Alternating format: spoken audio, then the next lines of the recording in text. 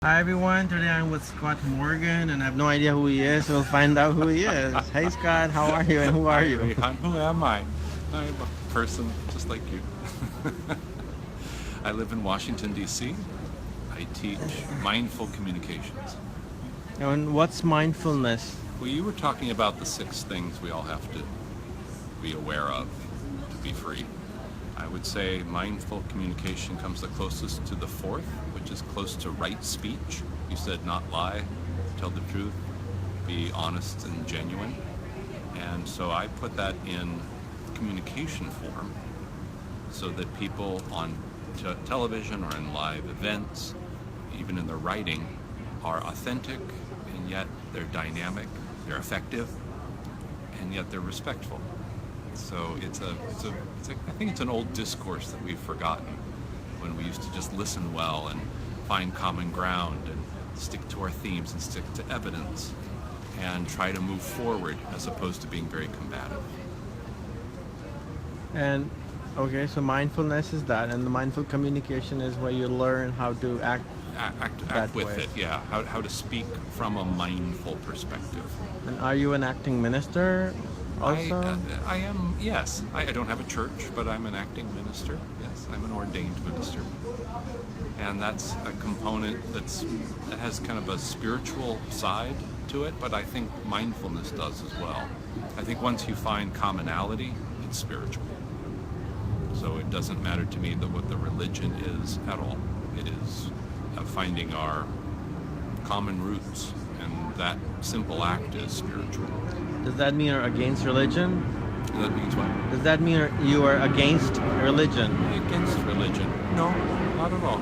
I think there's wonderful, those are like the exploratory ways to find out what we feel about spirituality and the divine, and something, what I often say, is just greater than yourself.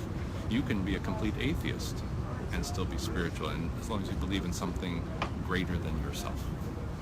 So it's not against religion at all. It's religion and.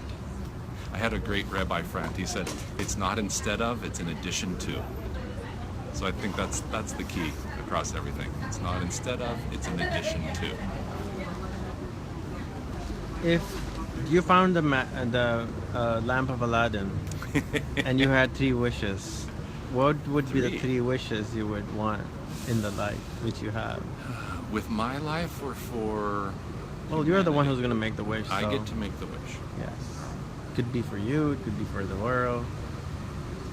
All right, my first wish would be for everybody to stop freaking out. I think we're freaking out over nothing. And I think we're being very impulsive and fearful.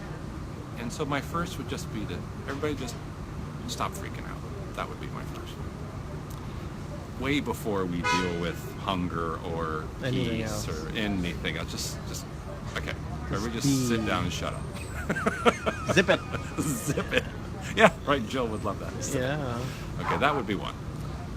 And then my second wish would be some kind of format where we start our discussions more civilly.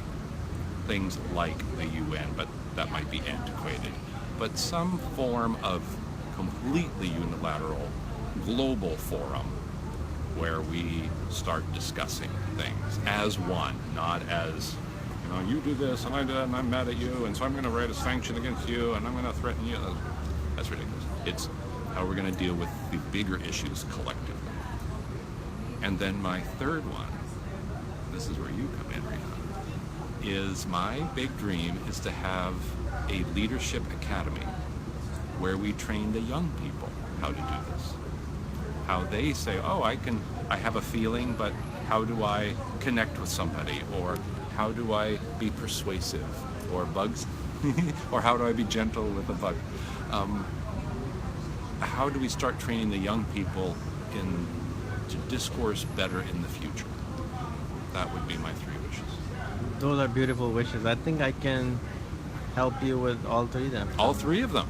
fabulous. I'm not a genie though. Yeah, I was gonna say. Oh my No, God, where's that no. lamp? Look, I rubbed the glass. You Poof, rubbed the Rihan glass. comes out. You're up Facebook, and here I appear. Okay. Wonderful. Thank you for your time. pleasure. What kind of people do you like to meet in the world? Open-minded ones.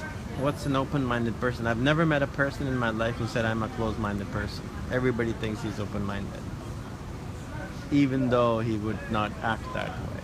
All right then. I would like to meet people who want to make a difference in a communal sense, not a dogmatic sense, a communal sense. Thank you so much, Scott, for your time today. Bless you.